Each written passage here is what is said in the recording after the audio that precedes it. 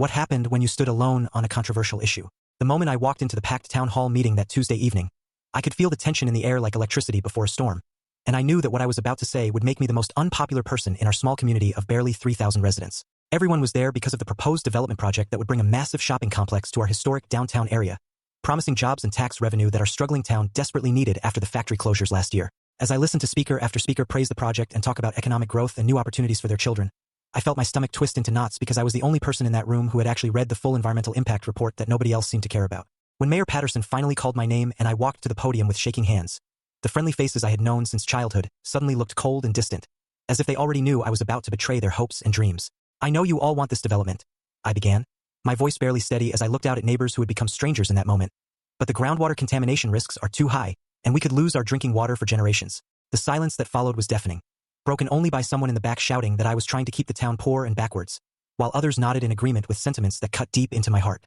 Walking home alone that night under the streetlights, I felt the weight of being right about something that nobody wanted to hear, knowing that sometimes standing up for what matters means standing completely alone, even when it costs you friendships and makes you question everything about belonging to a community that suddenly feels like it doesn't want you anymore. The weeks that followed were even harder than I had expected, with former friends crossing the street to avoid me and my morning coffee routine at Henderson's Diner becoming a silent affair where conversations stopped when I entered the room. My phone stopped ringing with invitations to neighborhood barbecues and book club meetings, and I found myself eating lunch alone at work while my colleagues discussed weekend plans that no longer included me, making me wonder if I had been naive to think that doing the right thing would somehow feel better than this crushing isolation. But 3 months later, when the State Environmental Agency released their independent report confirming everything I had warned about and the development company quietly withdrew their proposal,